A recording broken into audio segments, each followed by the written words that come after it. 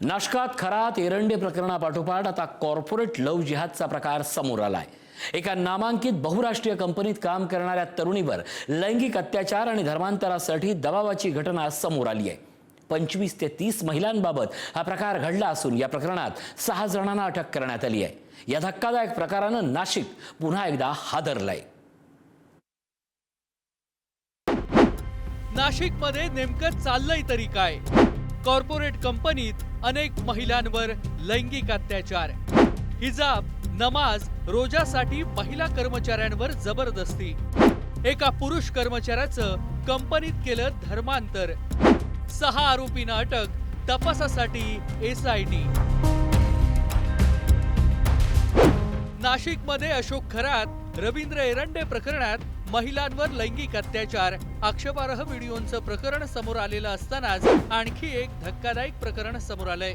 एका नामांकित कॉर्पोरेट कंपनीत महिला कर्मचाऱ्यांवर अत्याचार, विनयभंग आणि धार्मिक भावना दुखावल्याचं गंभीर प्रकार समोर आलाय। प्रकरणातील पीडित आणि आरोपी हे सर्वजण एकाच कंपनीत कार्यरत असल्याची माहिती आहे। नेमकं प्रकरण काय? कॉर्पोरेट कंपनीत पुरुष आणि महिला कर्मचाऱ्यांचा छळ, आर्थिक स्थिती बेताची असलेल्या गरजू तरुणी टार्गेटवर, 2022 पासून 30 तरुणींवर लैंगिक अत्याचार, विनयभंगाचे प्रकार, महिला पीडितांना जबरदस्तीनं धार्मिक प्रथा पाळण्यास भाग पाडण्यात येत होतं, हिजाब, नमाज, रोजा ठेवण्यासाठी नाहक आग्रह, एका पुरुष पीडिताचं जबरदस्तीनं धर्मांतरण करण्यात आल्याचा धक्कादायक प्रकार समोर, नाव बदलून त्याला विशिष्ट धार्मिक पेहरावात वावरण्यास भाग पाडलं, फोटो व्हिडिओ व्हायरल करण्याची भीती दाखवत आरोपीच्या मित्राचंही एका पीडितेवर अत्याचार। पोलिसांनी दिलेल्या माहितीनुसार या प्रकरणात आतापर्यंत 8 तरुणी आणि महिला तर 1 पुरुष असे एकूण 9 जण पीडित आहेत। नोंदवण्यात आलेल्या गुन्ह्यांमध्ये बलात्कार, विनयभंग, धार्मिक भावना दुखावणं असे एकूण 9 गुन्हे नोंदवण्यात आलेत। नाशिकमधील मुंबई नाका आणि देवळाली कॅम्प पोलिसात हे गुन्हे दाखल करण्यात आलेत। 25 मार्च 2026 रोजी नाशिकात पहिला गुन्हा दाखल करण्यात आला। या प्रकरणी पोलिसांनी 6 आरोपींना अटक केली असून तपासासाठी विशेष तपास पथक म्हणजेच SITची स्थापना करण्यात आली आहे। आसिफ अन्सारी, शफी शेख, शाहरुख कुरेशी, रजा मेमन, तौसिफ अत्तार अशी या प्रकरणातील 5 आरोपींची नावं आहेत। नाशिक शहरातील एका नामांकित बहुराष्ट्रीय कंपनीत कार्यरत असलेल्या महिलांवर कंपनीतील काही पुरुष कर्मचाऱ्यांकडून विनयभंग, मानसिक छळ, लैंगिक अत्याचार तसेच धार्मिक भावना दुखावल्याचे गंभीर प्रकार उघडकीस आला आहे। सदर प्रकरणी आतापर्यंत एकूण 9 गुन्हे दाखल करण्यात आले असून 6 आरोपींना अटक करण्यात आली आहे। सदर गुन्ह्याची व्याप्ती, गांभीर्य आणि संवेदनशीलता लक्षात घेता या प्रकरणाचा सखोल तपास करण्यासाठी माननीय पोलीस आयुक्त नाशिक शहर यांच्या आदेशान्वये सहाय्यक पोलीस आयुक्त गुन्हे यांच्या अधिपत्याखाली विशेष तपास पथक SIT गठीत करण्यात आली आहे। या सर्व घटना 2022 पासून सुरू असल्याचा संशय व्यक्त करण्यात येतोय।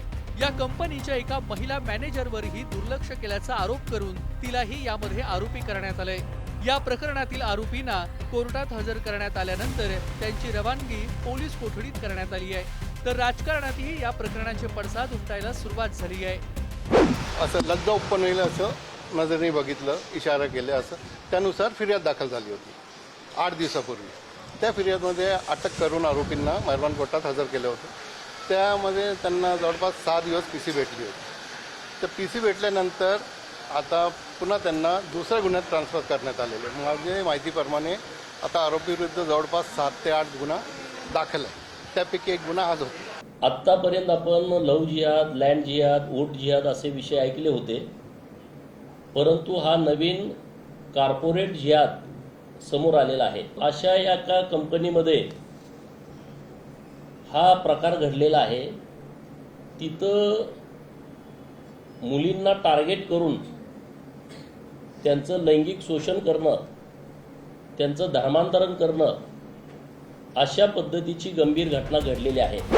एका कॉर्पोरेट कंपनीत सुरू असलेल्या अत्याचार आणि धर्मांतराच्या ह्या घटनेमुळे कंपनीच्या व्यवस्थापनाच्या भूमिकेवरती देखील प्रश्नचिन्ह उपस्थित झाले। या प्रकरणातील पीडितांची संख्या वाढण्याची शक्यता आहे। पोलिसांनी नागरिकांना पुढे येऊन तक्रार दाखल करण्याचं आवाहन केलंय। तक्रारदारांची ओळख गोपनीय ठेवली जाईल असंही पोलिसांनी स्पष्ट केलंय। महिलांवरील अत्याचारांबाबतचं हे नाशकात उघड झालेलं गेल्या काही काळातलं हे तिसरं मोठं प्रकरण आहे. यासह या प्रकरणात धर्मांतर आणि धार्मिक भावना दुखावण्यात आल्याचा गंभीर प्रकारही घडलाय. त्यामुळे याचे दूरगामी परिणाम नाशिक आणि राज्यभरात उमटण्याची शक्यता आहे. किरण ताजणे, पुढारी न्यूज, नाशिक.